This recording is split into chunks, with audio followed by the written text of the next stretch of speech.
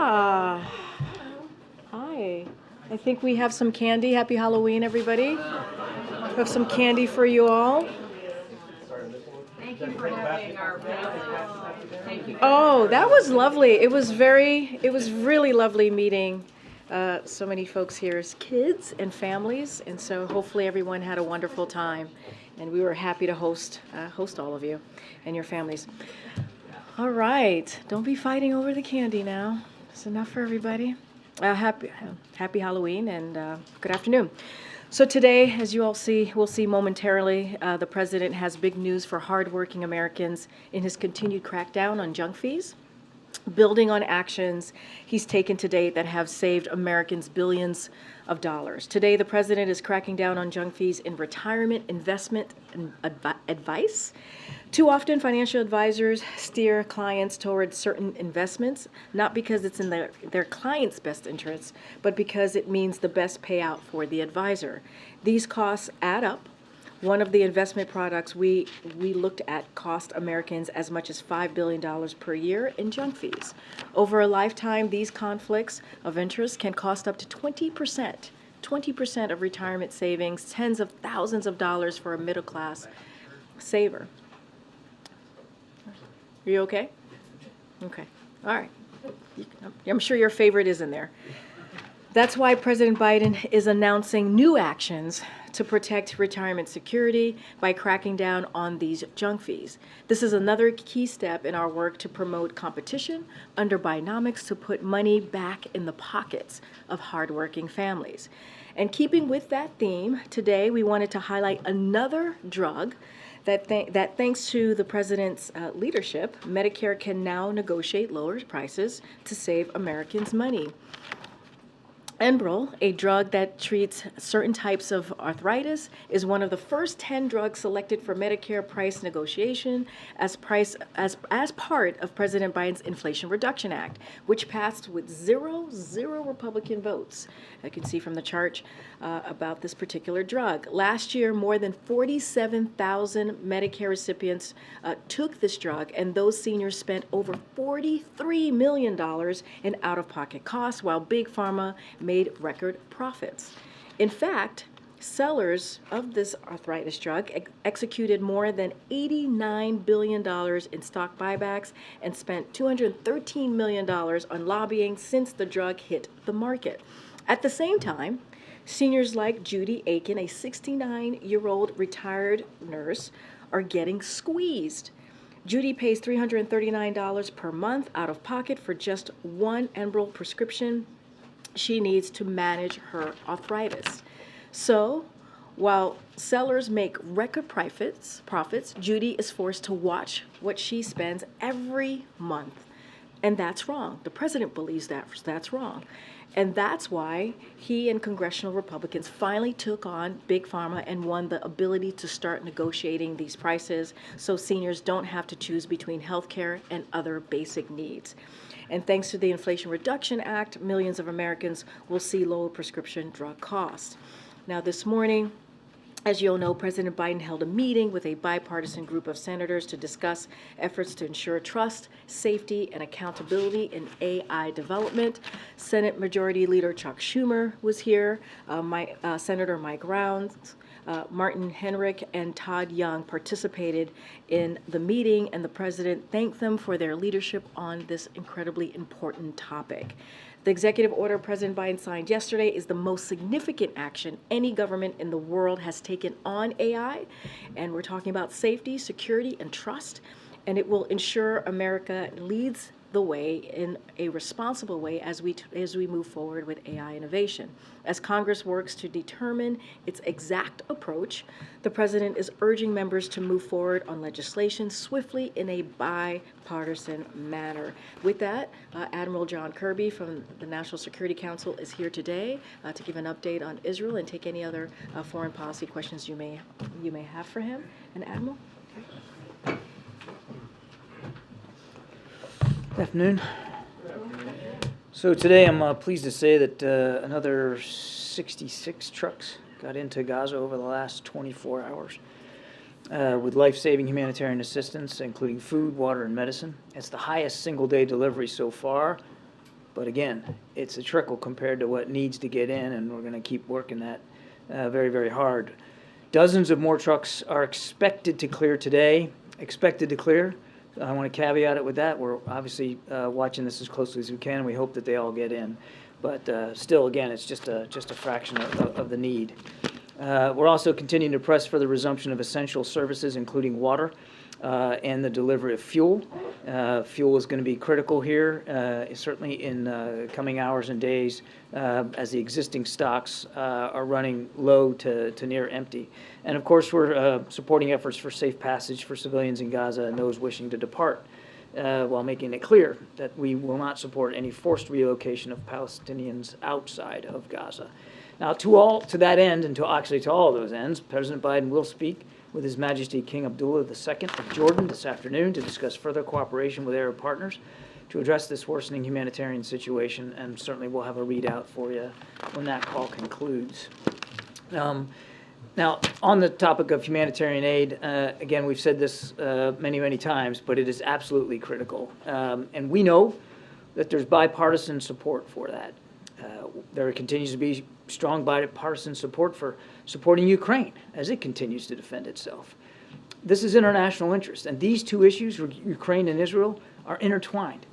Putin and Hamas may be different threats, but as the president said in his primetime address a week or so ago, they both want to annihilate a neighboring democracy. History's taught us that when terrorists don't pay a price, when dictators don't pay a price, they only cause more chaos, death, and destruction. They just keep going. And the cost and the threats to the United States and to the world keep rising. To paraphrase Winston Churchill with a little bit of my Florida upbringing, it's like feeding the alligator, hoping that he's going to eat you last. Secretary Austin and Secretary Blinken testified this morning before the Senate about how critical it is to advance the national security supplemental request that the president has put forward. And quite frankly, as Karine noted in her statement last night, demanding offsets for core national security needs like supporting Israel and defending Ukraine is a break with the normal bipartisan process that could have devastating implications for our safety and for our national security interest overseas.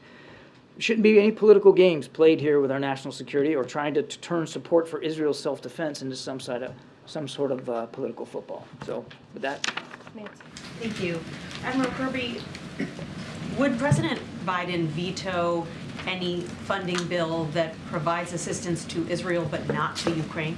I don't have a specific reaction to speak to today. I think we've been very clear.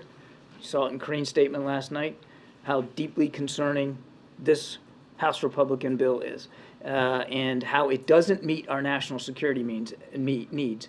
And as Commander-in-Chief, the President's never going to do anything that doesn't meet our key national security needs.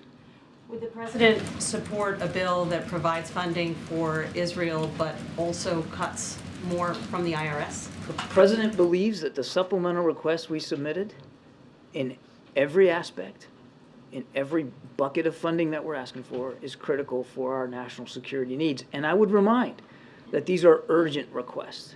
That's what the supplemental is all about. These are key, urgent national security needs. And there was a time when, that the key foreign policy objectives of the United States and our national security was apolitical, and it needs to be in this case too. To lawmakers who say, I want to support to fund Israel, I don't want to support funding for Ukraine, you say what? We say, take a look at everything we've asked for in the supplemental request, look at what the President said in the Oval Office address, and see, even as Senator McConnell said himself just today, I think, that Ukraine and Israel are intertwined and both are serious. And that was from the Senate Minority Leader himself. We say, first of all, we know that there's bipartisan support, even in the leadership, that those who are against trying to fund Ukraine or trying to siphon off humanitarian assistance out of the Israel funding, they don't represent the majority of their caucus. And again, take a look at the whole request and see how important it is for all our national security needs. Thank you, Admiral. A massive blast has been reported at a refugee camp in Gaza, in one of the most densely populated areas, and IDF spokesperson said that they were targeting a Hamas commander. What can you tell us about this, and does that, in your view, mean they violated the laws of war? Can't say much. I mean, this all just happened just before I came on out here, and I just don't have a lot of information on that. Would it mean they violated the laws of war, given what we've seen though? I'm not going to speculate on an incident that I really have no information on. That would be really, really imprudent for me to do. And why have Americans and foreign nationals still been unable to get out of Gaza, even though aid trucks have been going in? Beyond putting the blame on Hamas, what more can you say about what's going on here and what the progress is? How about if I just put the blame on Hamas? I mean, Secretary Blinken talked about this in his hearing this morning. I mean, they are putting obstacles up to allow us to get folks out. It's not Israel. It's not Egypt. It's not places like Jordan. The Hamas has been making it difficult to do this. But the aid is still coming in, the gates are opening. I mean, what can be done to then make sure that I mean, just because a gate swings one way doesn't mean it's going to swing the other way. And well, obviously we want it to. Right now the aid is getting in. Not enough, but it is getting in. But right now we just are not able to get people out. Believe me when I say we're working on this literally by the hour. Ambassador Satterfield is working on this very, very hard. But we just got to keep at it. Yeah. So it's being reported that Yemen declared war on Israel. How concerning is that for? I haven't seen that report that they declared war. Look, we've said from the very beginning that we don't want to see a widening and deepening of this conflict by anybody, any actor, any state. And we've also said that we've got key national security interests at stake here in the region, and we mean to protect and defend them. So our message to anybody, and again, I can't confirm this report because I haven't seen it, but our message to anybody who seeks to escalate and deepen this conflict is, be mindful of how seriously we take our national security interests. Also, 220 Palestinians have been killed in the West Bank since the beginning of the war, 197 since the beginning of this year. Also, how concerning is it for you that Netanyahu is opening a new war front in the West Bank, considering this killing? The President spoke to this himself out there in the Rose Garden with the Australian Prime Minister, specifically talking about how dangerous it is that extremists in the West Bank are killing innocent Palestinians, and it's got to stop. It's deeply concerning. Each and every one of them is a tragedy, too. It's expected the Senate will move forward to confirm Jack Lew for the position of ambassador to Israel. How do you see his role having any impact on some of these negotiations? And can you talk about, is there a way to, I know why there is concern with Israel about fuel, but in terms of power or other of those services, you talked about wanting to see restoration. Is there some other package that could be moved forward that you think could provide some relief to civilians but not undermine Israel's military goals? I'm not sure what you mean by package, but let me try it this way, and if I don't get you, you tell me if I'm wrong here. But obviously we look forward to Jack Lew's eventual confirmation here as an ambassador to Israel. It seems like it's moving right along. I don't want to get ahead of the process, but that's a terrific thing. He's more than qualified to be our ambassador to Israel, and we're very excited to get him over there so that he can get on the ground and start leading our efforts to support Israel and their fight against Hamas, but also to help us integrate and continue to lead the effort to get humanitarian assistance to people of Gaza. And our expectation is that Mr. Lew will be taking the lead on those issues once he gets on the ground. On your question about a package, Power or fuel, when I said package, I meant is there some complement of those different types of utilities or resources that would be beneficial but are not undermining the Israeli military capability? Is there some way to try to have less of what you're asking for that could be a benefit? We would argue and have argued that all of those essential services, as I mentioned in my opening statement, are critical. They're all important, and they're all urgent right now, particularly fuel. And fuel's related to the water problem because they use it for the pumps at the desalination plants. So we would argue they're all critical, and we are literally working this in real time. Now, some food got in on these trucks today, bottled water, and I said water. Some water got in on the trucks today, sorry. No fuel has gotten in. And the existing stocks are dang near down to zero. And that's perilous here for the hospitals, for the water pumps. And so we're working hard with Israel to make sure we can find some accommodations to get fuel in. I've heard this argument, and it's particularly by, some of the Republicans in the House that, or even in the Senate, by putting fuel in there, we're helping Hamas. I want to be very clear on this. We have seen no indication, none, that Hamas has gotten their hands on any of the humanitarian assistance that has gone in. None of it. It goes from these UN trucks to humanitarian organizations and the UN for delivery to the people of Gaza. That's what we've seen with every single one of them. And with the fuel that was existing in tanks that they could tap simply went to existing legitimate humanitarian needs. And we will, and we have, tried to make assurances to the Israelis that we will continue to monitor fuel should it go in with the same diligence that we have and our UN partners have been monitoring the food and the water and the medicine. Way in the back, go ahead. Thank you. Netanyahu has said that the fuel is being withheld by Hamas. Have you had any kind of confirmation from him or pushback from him on trying to get fuel into the Gaza Strip? The Israelis have expressed concerns about fuel getting into Gaza, and we understand where the concerns are coming from, because Hamas wants this fuel as well, to keep their tunnels lit and to support their own needs, for their own vehicle and power needs. I mean, it's a legitimate concern, no question about that.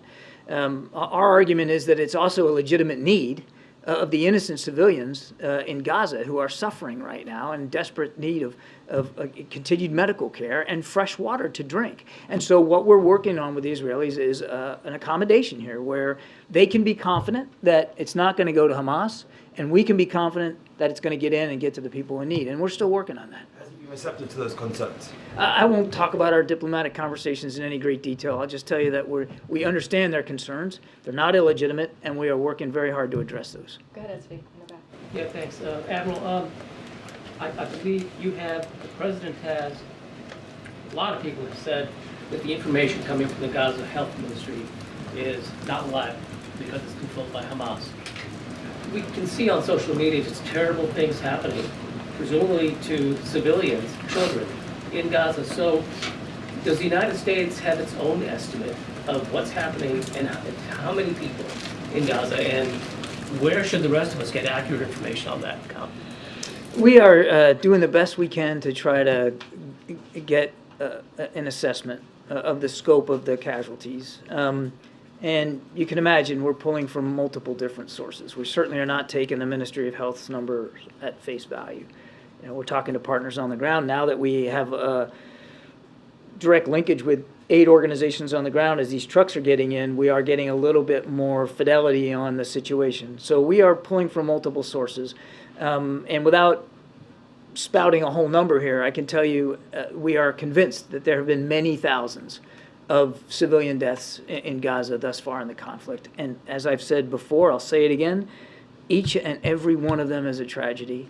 Each and every one of them we should work to prevent. We know that each and every one of them means that there's some grieving family somewhere out there that's going to need support and going to need help. We know that. And so we're continuing to monitor as best we can, and we are continuing to stay in touch with our Israeli counterparts about the need to reduce and minimize civilian casualties as much as possible. Back to this blast in northern Gaza. What is clear is that there are and will be many, many casualties as a result. The president and everyone on down have made very clear that they are urging Israelis to minimize civilian casualties as much as possible.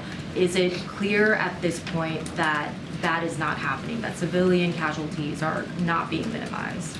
If you're asking about that specific explosion, I don't know. I don't have any context. General, but also with that. As I've said repeatedly, MJ, I mean, we're not going to react to every event in real time, but we've certainly recognized that civilians have been hurt, civilians have been killed to the tune of many thousands, that infrastructure has been damaged by these airstrikes. We recognize that. We observe that, and we're not accepting of any single civilian death in Gaza. They're all tragedies, and we continue to work and will continue to work with the Israelis about the need to respect human life and to try to limit civilian casualties. What I said yesterday, though, needs to be repeated, that unlike Russia and Ukraine, and unlike what Hamas did on the 7th of October, the killing of civilians is not a war aim of Israel. I'm not denying that it's happening. Now, of course it is,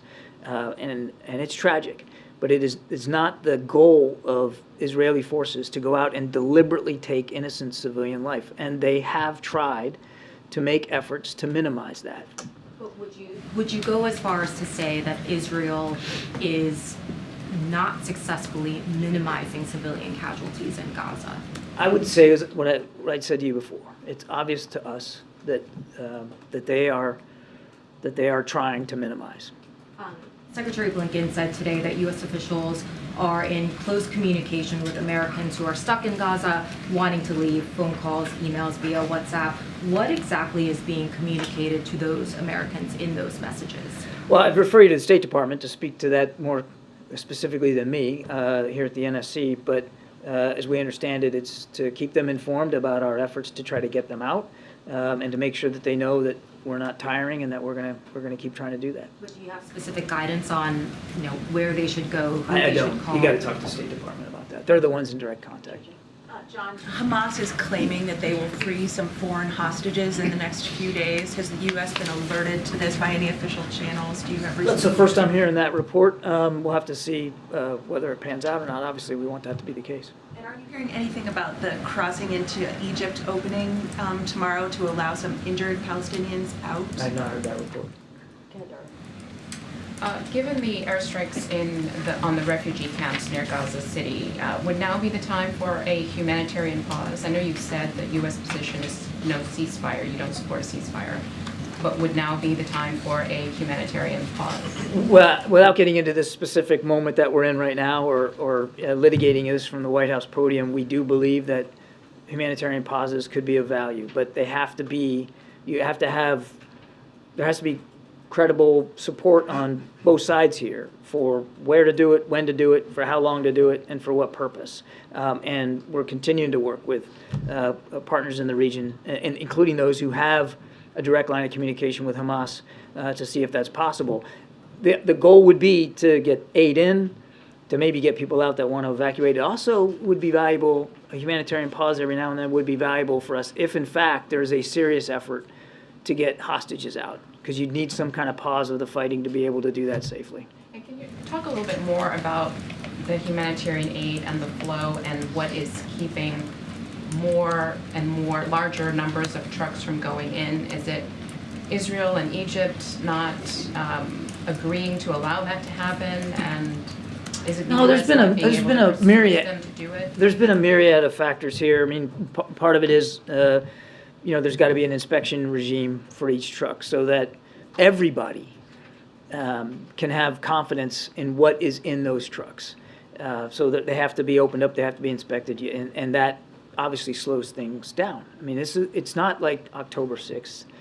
It's now a war zone, and there are belligerents here, and we got to make sure that what's going in is legitimately humanitarian assistance.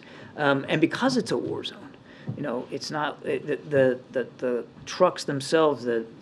Their travel in country is potentially dangerous, and there have been strikes on roads and infrastructure that may alter the way they get to their destination. And then making sure that there's enough people on the other end to receive that material and get it to people who are desperately in need. It's just like in a natural disaster, and I'm not trying to undermine it or minimize this, but in times of a natural disaster, the delivery of essentials just gets harder, and it's harder. So there's a lot of factors in here, but we're working through all that. And again, while we admit that it's a trickle and not good enough, it still seems to be on the upward trajectory day by day, and that's a good thing. And we do hope that within coming days, we can get up to 100 trucks a day. Still not going to be enough, but it's going to be a lot more than what we're doing right now. Yes. Mr. Kirby, thousands of Palestinian civilians have fallen so far, including 160 of my own relatives.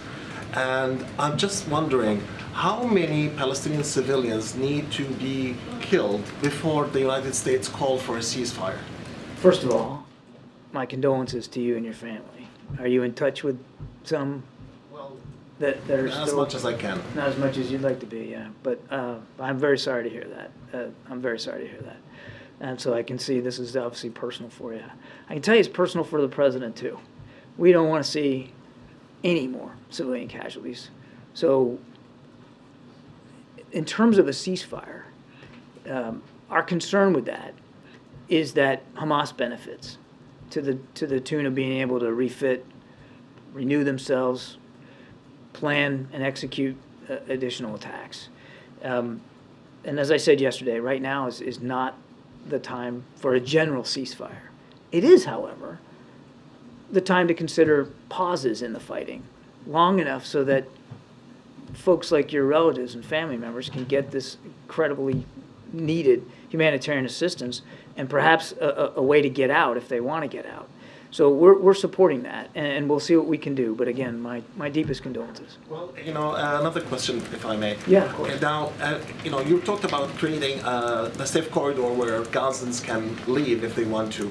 Does the United States guarantee the return, or is it going to be like 1948, where like ethnic cleansing and they're not allowed to return? As I said in my opening statement, our policy is not to have some sort of permanent settlement outside of Gaza. For the people who call that home, we want them to be able to go back home, and do so safely and effectively. We are not calling for their permanent refuge from the country.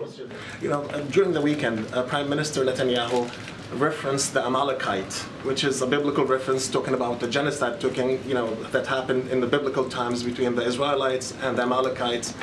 Is that a concern for the U.S. administration? I'm afraid I'm not qualified to speak much on biblical history here, but obviously, I think we've been crystal clear, not only there but around the world, on our concerns about genocidal behavior by any leader. And that is not what we're seeing Israel desire to do. That they are going after Hamas terrorists, going after leadership that attacked their country on October 7th in a gross and barbaric fashion. They are not interested in genocidal activity to the people of Gaza. Now, again, we recognize there have been many thousands of casualties. Way too many. Should be zero. We understand that. But their war aim, as I said earlier, is not to target the innocent civilians of Gaza. Their war aim is to go after Hamas. Thank you. John, the people in this country making violent anti-Semitic threats, are they domestic terrorists? I don't know that we're classifying people as domestic terrorists for that. I mean, that's really a question better left to law enforcement. I'm not aware that there's been such a characterization of that. Okay. The FBI director said today, the ongoing war in the Middle East has raised the threat of an attack against Americans in the United States to a whole nother level. Has the White House considered the possibility that a terrorist could be in the country right now after crossing the southern border? Peter, we are always concerned about the potential presence on U.S. soil of terrorists coming from overseas. That's something we're always worried about. But there was this bulletin last week. The CBP in San Diego said militants associated with the Israel-Hamas war may be potentially encountered at the southwest border. You're talking about the San Diego. Yeah. Yeah. Is there any heartburn around here? 600,000 known gotaways just in the last fiscal year. Yeah. Is there any heartburn about leaving the border in such a condition that one of those 600,000 could be a terrorist? So let me just break this down for you just a little bit here. First of all, I can't speak to this intelligence report that was leaked to the media. I wouldn't do that. I can tell you that we are constantly monitoring, as best we can, all ports of entry to the country for the potential arrival of anybody who might wish us harm. And one of the things that the president asked for in this supplemental was additional funding for border security, for like 1,500 more Border Patrol agents and better technology at the border. I mean, so again, we would urge Congress to take a look at that supplemental request and pass it. But if the general gist of your question is, are we taking the potential threat seriously? Of course we are. The general gist was, is it possible that somebody who wants to commit a terrorist attack during a time of elevated threat crossed the southern border into the United States already? I couldn't possibly answer that question, Peter. All I can do is tell you that we have remained vigilant to that potential threat. Good, John. Thank you. John, can you give us an update on how talks with the Qataris are going in terms of helping hostages get out? I really am not at liberty to get into too much detail, Jeff. What I can assure you is that we are still having discussions with our partners in the region, and the Qataris have been useful in that regard. We are continuing to have discussions about getting the hostages out. Following up on MJ's question, the IDF has confirmed while you were standing here that the attack on the refugee camp and hospital was an Israeli one. How do you square that with what you're saying about Israel trying to avoid civilian deaths? Again, you're getting me a little unawares here, Jeff. I didn't see that comment. I didn't see that report. So I don't want to speculate about what might have happened or what might not have happened. What I can tell you is that we have indications that they are trying. I'm not predicting that on any given day they aren't going to fail to meet their own expectations about killing civilians. Sadly, our own experience as a military over the last 20 years has shown us that even with our best intentions and all the efforts that we put in to avoiding civilian casualties, we still cause them. And it's tragic each and every time. But I just, without the context of this event, I'm going to be careful about what I speculate on here. People who are seeing the numbers, and you've also said it's been thousands, is there anything more you can say besides indications? What evidence do you have that Israel is trying not to kill civilians? It's based on literally a daily conversation that we're having with our Israeli counterparts about their goals, their strategies, and their plans, and the questions that we would hope they're asking themselves, like we would ask ourselves before embarking on military operations. Thank you. Admiral, just to talk about the fuel situation again in Gaza, the lack of fuel, the Ministry of Health, the director there, said that essentially that they're going to run out of fuel tomorrow. I was wondering if that aligns with your assessment of how the levels of fuel are, especially when it comes to the hospitals and the generators. It's a similar timeline that we've heard from aid organizations in the UN. It's not totally out of the scope of what we heard from other actors, that it could be that soon. Is that sense of trauma and sense of urgency being felt in the conversations about the need to get fuel into Gaza, especially when you're talking about hospitals, when we're talking about generators, babies on ventilators and those kinds of things? Is that sense of urgency being felt, and is it being heard by the Israelis as well? It's absolutely being felt, and we have continued to communicate this with our Israeli counterparts. There's definitely a sense of urgency here. John, a follow-up on the humanitarian pause. Given the recent comments from Prime Minister Netanyahu and kind of what we've seen in the last few days, are you getting any indication from the Israelis that this is something that they would even consider? And how much of a priority is this for the administration to get a humanitarian pause to make that happen? I don't want to speak for the Israelis. I would tell you that they too want to get their hostages out. They too want to get those folks back home to their families, and they recognize that in order to do that safely, you're going to have some passage, some pause in the fighting to be able to do that so that they can get home safely. So in a general sense, they see the value in some kind of a localized temporary pause to get their folks back home. Thank you. Admiral Hassan Nasrallah, Secretary General of Hezbollah, is expected to make a speech on Friday about the group's fight with Israel and Israel's bombardment of Gaza. His words could shape the fate of the country and the region. What the U.S. is doing, monitoring the situation for sure. What's going to do if Hassan Nasrallah decided to declare war on Israel? Well, I'm not going to get into speculating about a hypothetical like that. Let me just give me a second here. Sure. We're watching this very, very closely. And one of the reasons why the president sent an extra carrier strike group into the region and parked one in the Eastern Med is to make sure we send a strong message to any actor, including Hezbollah, who may want to widen the conflict. They ought not to do it. We take seriously, as I said earlier, our national security interests in the region. Now, Nasrallah can say what he wants to say, and we'll certainly be paying close attention to it. But our message is the same to him, to them, to any other actor in the region. Thank you so much. On the domestic front, we're hearing from Muslim Americans and some Democratic Party activists that they're going to mobilize millions of Muslim voters to withhold votes and funding from President Biden's campaign until he works on a ceasefire for Gaza. Is the White House concerned about that? And then going to your weird crocodile metaphor about... It was an alligator, and I didn't think it, and it wasn't, it was Churchill, not me. Sorry, going to your alligator metaphor about aid to Israel being isolated in that package, is it the White House's view that the U.S. can afford to fund Israel, Ukraine, Taiwan, and the U.S. border in one package? And then I have a diplomatic question. Okay, well, your first one I'm not going to answer because I'm not going to get into electoral politics one way or the other. On your second question, the answer is yes. What's your third one? Okay, just comparing the readouts of President Biden and Jake Sullivan's meetings with Saudi officials, we're now seeing a mention of Iran. Or rather, we're now seeing mention of the White House saying that they're asking the Saudis to work with Iran. Is that something that the White House is asking Tehran to do to pressure? Let me start over.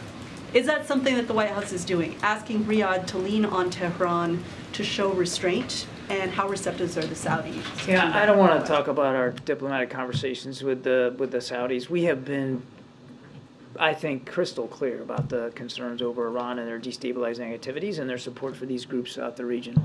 I think I'll leave it there. Yeah, last question. Go ahead. On the visit by the Saudi defense minister, can you talk about where things stand with the normalization negotiations as they were happening before October 7th and kind of where they stand now? I think, again, without getting into the specifics of diplomacy, I think we came away from those discussions confident that there'll be a path to get back towards to normalization, and that there's still interest on the Saudi side in pursuing that. Obviously, what's going on between Israel and Hamas makes it harder to make practical progress on it right now. I would also remind that even before October 7th, we were still months away from some sort of agreed-to framework. We're still committed to it. It's clear to us that the Saudis are still committed to it, but obviously we're all focused, including our Saudi friends, on what's going on there in Gaza. John, wait a minute. Before you leave, if Hamas terrorists attack the U.S., would U.S. put boots on the ground in the Middle East? I won't speculate about that, Brian. We'll obviously do what we have to do to protect our troops and our country. So. Thank you. Thanks, Admiral. Thank you. All right, just have a few more minutes left. Anybody else? Well, Darlene, you want to kick us off? Thank you. Given the House Republican decision to just move forward with funding only for Israel, is it the position of the White House that Speaker Johnson is bound by the deal that former Speaker McCarthy struck with the White House earlier this year, the budget deal? The budget deal that 2/3 of the House Republicans voted on and is now law? Yes. Yeah, well, it's law. So, yes, as it relates to the budget deal that occurred early summer, that was voted on by the House and the Senate and is now law. So, yes. A couple of quick housekeeping things. Is a trip to Maine for the president under consideration? So let me just say that we are appreciative of the governor of Maine inviting the president to visit. As you know, when the president visits any state anywhere, there's a lot of logistics that has to come into play. Don't have anything to share on a potential date, but certainly we are appreciative. And as you know, the deputy director of the Gun Prevention Office, Greg Jackson, as I mentioned, I believe yesterday, is on the ground providing support to the community, much needed support to the community, and folks who certainly were deeply affected by and victims by the shooting last week. And the summit on Friday, the president is having with Western Hemisphere leaders, economic summit. Are leaders coming to Washington for that? Is this an in-person thing or is it virtual? So NSC, I believe, is going to be holding a backgrounder on this, a briefing on Thursday. So they'll have more information. There will be leaders from countries across the North and Central America will be here. So I don't want to get ahead of who actually will be in person. Sometimes folks participate virtually. I just don't have that list in front of me. But obviously there'll be leaders from North and Central America that will be here, and it's an important meeting. The president is looking forward to continue to have those conversations about the strong partnership with these leaders across the region, and so we'll have more to share with you as they do a briefing for all of you on Thursday. Thanks, Karine. So the White House says that this new proposed rule around retirement advisors could boost retirement savings by as much as 20%. But for Americans who want to retire pretty soon, say in the next 5 years, how would that concretely benefit them in financial terms? So just a couple of things. And you're going to hear from the president very shortly, so don't want to get too much ahead of him. But we believe this is really a real money that's going to go back to hardworking families. You're going to hear again directly from the president. So the new rule, just 3 points that I want to make here: advice to roll over assets from a 401k into individual retirement account (IRA) or annuity must be in the saver's best interest. Retirement advisors must provide advice in client's best interest, as I mentioned at the top, regardless of whether they are recommending a security or an insurance product, which is also very important. Advice to plan sponsors, including small employers, about which investment to put on a 401k lineup must be in the customer's best interest. So we believe this is really real money that's going to come back to hardworking families. We'll have certainly more to share. Again, when it comes to this type of, when we talk about junk fees, when we're talking about rules like this that really bring to bear what it's costing, billions of dollars that it's costing Americans. We've heard from the president. He wants to continue to make sure that we take away that burden that Americans feel and American families feel, and give them a little bit more breathing room, making sure that the economy works for them. And this is something that the president has been steadfast on, and so he's going to continue to. He's very proud to announce this new rule to really obviously, this is about retirement, and we're going to continue to do that. But in plain terms, how is that enforced? How do you guarantee that a retirement advisor has the client's best interest in mind, is adhering to high standards? So look, we believe that the Department of Labor has this authority, right? So there is going to be enforcement that's going to be done via the Department of Labor. That is an authority that they have. We're very comfortable in that. And again, don't want to get too much ahead of the president. I laid out some 3 important factors in what he's going to announce as it relates to the junk fees and retirement. So I'm going to let him speak to this in more details. And if you have any additional question, I'm sure the team here would be happy to answer that. But don't want to get ahead of the president. Go ahead. There are many states in the country with large rural areas. Why Minnesota? Why Minnesota? I wonder what you're getting at in this question. If you want to jump ahead, you can. So look, Minnesota is an important state that the president wanted to go and visit. Obviously, going to rural America. The president is the president for everyone, right? Not just urban America or rural America, red states, blue states, middle of America, along the coast, the states that he's visited. So this is an important look. This is going to be incredibly important. The president's going to hear directly from the American people, talk about what he's been doing, investing in America, talking about the historic pieces of legislation that he's been able to do that's going to create good union-paying jobs. It's actually going to make a difference in this community that he's visiting. I'm not going to get ahead. He'll lay out why he's there and why it's important for him to be in that particular community tomorrow. But look, the president loves Minnesota. Does this have anything to do with the announced primary challenge of Congressman Dean Phillips of the great state of Minnesota? So I'm going to be very careful with the Hatch Act and not speak to any upcoming election, in this case the presidential election in 2024. I said this last week and I'll say this again. We are very proud of, or very thrilled and thankful to the congressman for voting with the president almost 100% of the time the last 2 years. And I'll leave it there. Okay, Jeff. Karine, I wanted to follow up on Anita's question about support among Arab and Muslim Americans. Polls are showing today that it's dropping significantly for the president. Is that a concern, and how will you address that? So, look, I'm not going to get into every poll, right? So going to be careful. I think in Anita's question, it was related also to kind of the electoral race that's coming up. So. I know. You said you said that you were connecting your question to her, so I'm just making sure that I put that out there. I heard the question that you asked me. Look, of course, the president is always concerned and wants to hear how different communities feel about the work that he's doing. Of course, that's important to this president.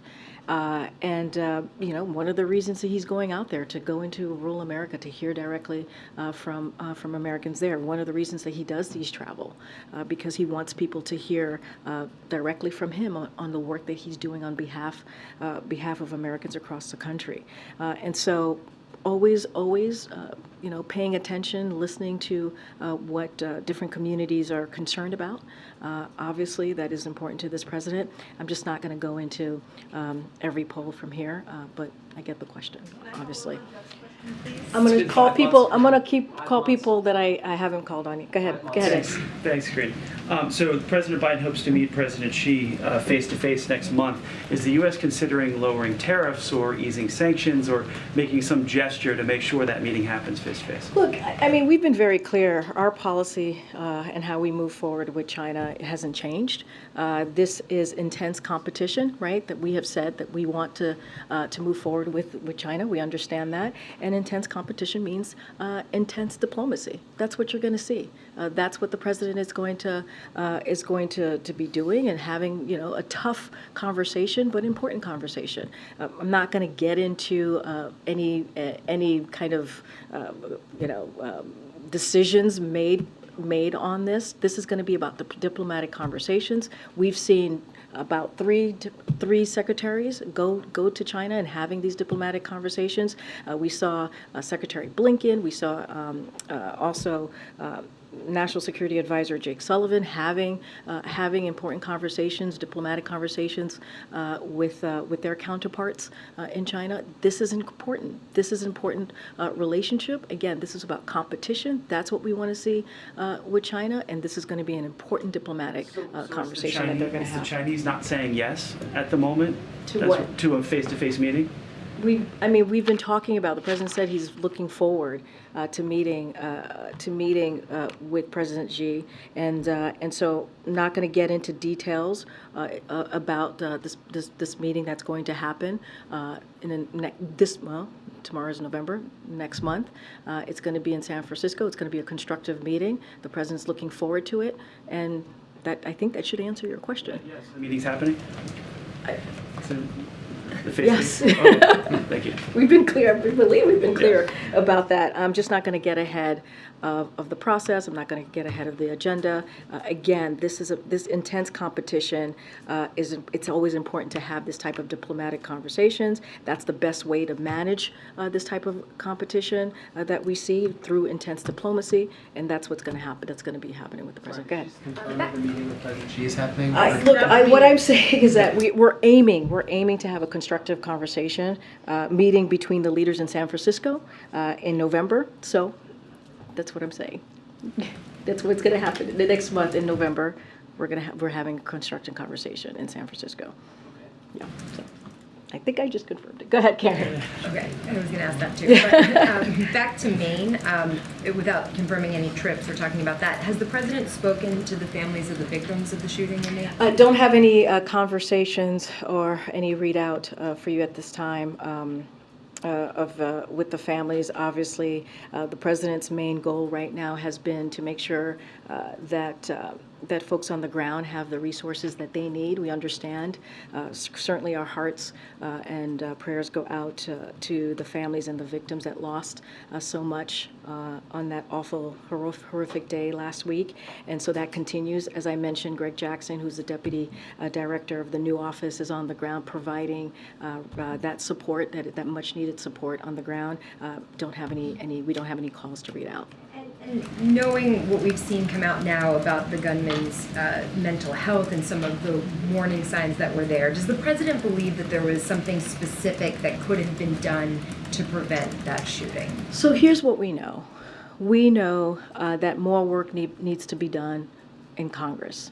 We need to see more legislation to deal with what we're seeing, to deal with this epidemic, gun violence epidemic that we're seeing across the country. We need House Republicans to get on board. And that is one way to save lives. And we're tired of this.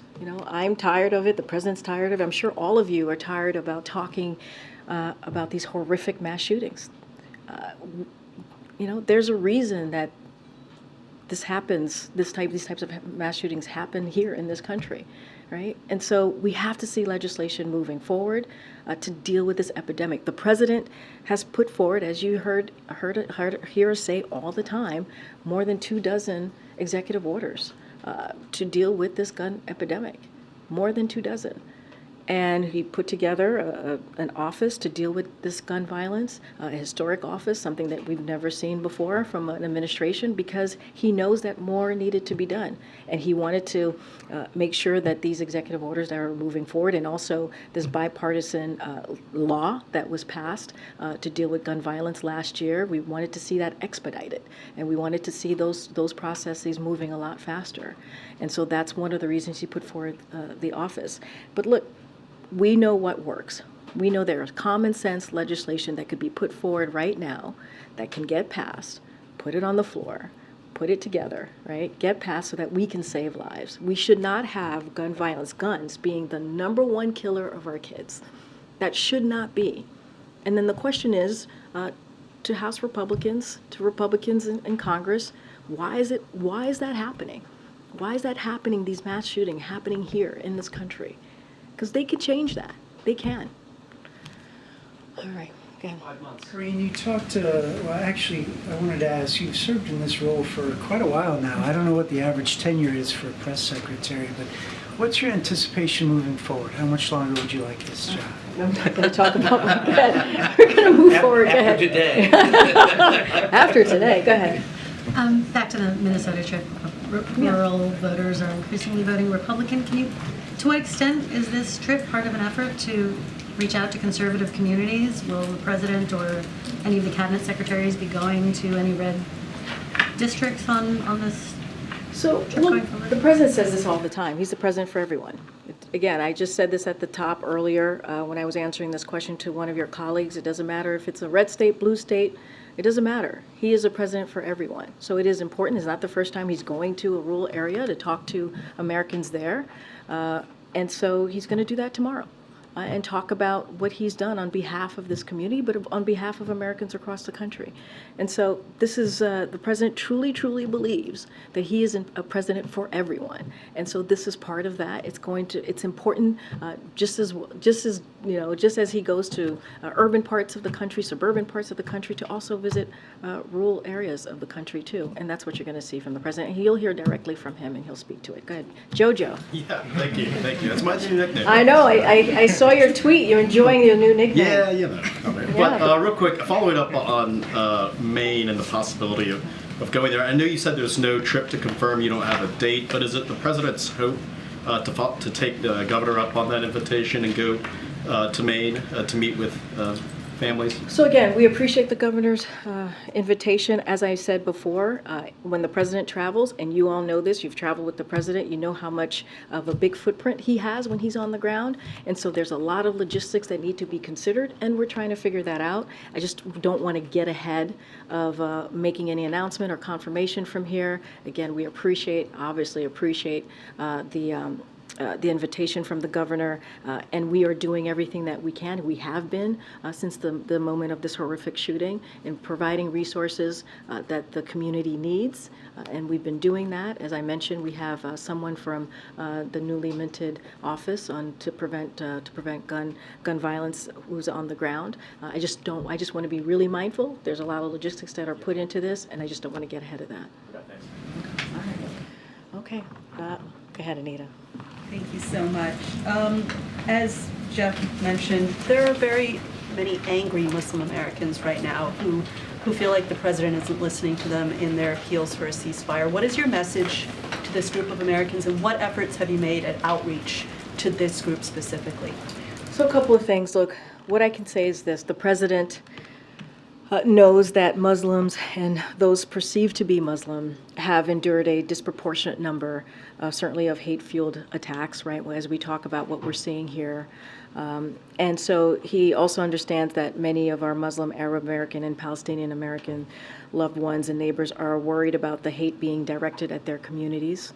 And so leaders at every level of this administration will continue. We're going to continue engaging with the Muslim community, the Arab American community, and Palestinian American leaders to hear their concerns all right, and also to hear their feedback on how best, certainly to combat the discrimination, the hate and discrimination that they're seeing as well.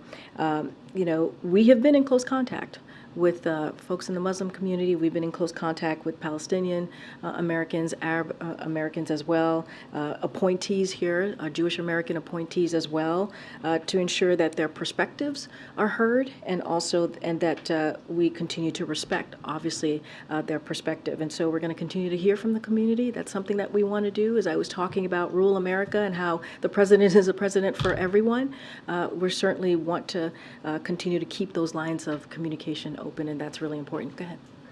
Okay. Thank you, Karine. Just real quick, how closely, if at all, is the White House tracking this 14th Amendment lawsuit in Colorado? I don't have anything to say about that. I'm not tracking that very closely. There's no concern that if former President Trump is taken off the ballot, it might embolden support for him in other states? Look, I'm just going to be really, really careful on anything that is related to ballots, elections, upcoming elections, especially as you're asking me about 2024. I'm just not going to comment.